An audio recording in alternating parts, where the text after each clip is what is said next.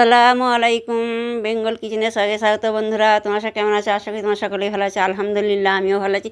ফিরে আসলাম আর এক রেসিপি নিয়ে, আপনাদের সঙ্গে দেখতে থাকুন। প্রথমে আমি 1 কাপ ময়দা নিয়েছি, ওতে আমি লবণ দিয়েছি, কালো জিরে দিয়েছি, দিয়ে শুকনো উপকরণ নেড়ে আস্তে আস্তে অল্প করে পানি দিয়ে আমি একটা ডো তৈরি করে নিলাম। আর ডো তৈরি করা হয়ে সাইড করে দিলাম। এবার বয়েল করা আলু নিচে দিয়ে লঙ্কার গুঁড়ো, হলুদ গুঁড়ো, চাট মশলা, লবণ দিয়ে আমি ভালো করে মেখে নিলাম। ওটাও সাইড করে দিলাম। এর ময়দাটা ভালো করে আবার আরেকবার মেখে নেব। যে সকল বন্ধুরা আমার এই চ্যানেলে নতুন, তারা সাবস্ক্রাইব অবশ্যই করবেন। সাবস্ক্রাইব করে বেল আইকনটা ক্লিক করে পাশে থাকলে তাদের ইয়াম্মি রেসিপি সবার আগে পৌঁছে। এবার ডোগুলো কেটে নিলাম। আমি 5টা ডো করেছি। এবার একটা বেলে নেবো এইভাবে। ফেসবুকে যে বন্ধুরা দেখছেন, পেজটা ফলো দিয়ে আমার পাশে থাকবেন। আর এইভাবে আমার পাশে থাকবেন, যাতে আমি ভালো নতুন নতুন রেসিপি আপনাদের সামনে নিয়ে আসতে পারি। এবার আলুর পুরটা এইভাবে দিয়ে দিলাম। দিয়ে এবার ছুরির সাহায্যে আমি কেটে নেব। আমি পটেটোর সিঙ্গাড়ার রেসিপি আমার সঙ্গে শেয়ার করছি, দেখতে থাকুন নিজে। এইভাবে কেটে নিতে হবে। ফেসবুকে যা দেখছি পেজটা ফলো দিয়ে দেবেন, আমার সাথে ফলো দিয়ে আমার পাশে থাকবে।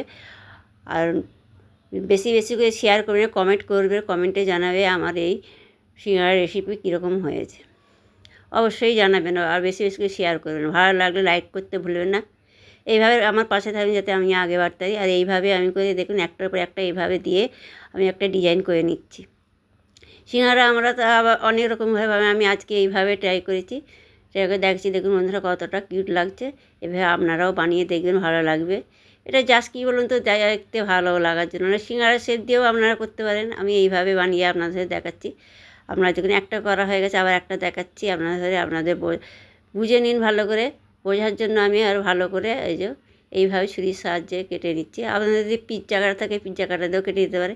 তো একটা স্টিক এই দিকে দিয়ে দিলাম। দিয়ে আমি এবার একটা এইদিকে একটা ওদিক করে এইভাবে আপনারা এইভাবে করে নেবেন। দেখবেন ইজি হয়ে যাবে, কোনো ইয়ে নেই, একদম ইজি। দেখুন আরেকটা করে দেখিয়ে দিলাম, আরেকটা দেখাচ্ছি। দেখুন বন্ধুরা, ওই একইভাবে সমস্ত নাস্তাগুলো আমি এইভাবে করে নেব।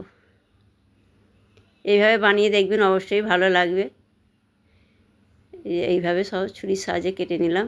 আর একটা স্টিক এইভাবে দিয়ে দেবেন, একটা এইদিকে একটা ওদিক করে এইভাবে লাগাবে, দেখবেন হয়ে যাবে ডিজাইনটা। পটেটো সমস্যা রেসিপি আপনাদের যদি ভালো লাগে অবশ্যই কমেন্টে করবেন, কমেন্টে জানাবেন। এইভাবে দেখুন বন্ধুরা হয়ে গেছে। এই যে এইভাবে টেনে নেবেন, কতটা সুন্দর হয়েছে না? এবার আমার তৈরি হয়ে গেছে। এবার আমি আপনাদের ভেজে দেখাবো। আমি গ্যাস জ্বালে কড়া বসিয়ে দিয়েছিলাম, তেল গরম করতে। তেল গরম হয়ে গেছে। এবার দুটো সমস্যা দিয়ে দিলাম, দিয়ে উল্টে পাল্টে আমি গোল্ডেন কালার করে ভেজে নেব। দেখুন বন্ধুরা কতটা সুন্দর ইয়াম্মি হয়েছে না? এবার ভাজা হয়ে গেছে, উঠিয়ে নিলাম। এবার বাকিগুলো আবার ওই একইভাবে দিয়ে দেব। বাকি সমস্যাগুলো দিয়ে দিলাম, দিয়ে আবার এটা উল্টে পাল্টে আমি গোল্ডেন কালার করে ভেজে নেব। এইভাবে ভেজে নেব। এবার আমার ভাজা হয়ে গেছে, উঠিয়ে নেব। এবার আপনাদের পরিবেশন করে দেখাচ্ছি। দেখুন বন্ধুরা কতটা সুন্দর হয়েছে, কতটা ইয়াম্মি হয়েছে। আপনারা একবার হলে ট্রাই করে দেখবেন। বন্ধুরা, আপনারা আমার পাশে থাকবেন অবশ্যই। সবাই ভালো থাকবেন, সুস্থ থাকবেন। আল্লাহ হাফেজ।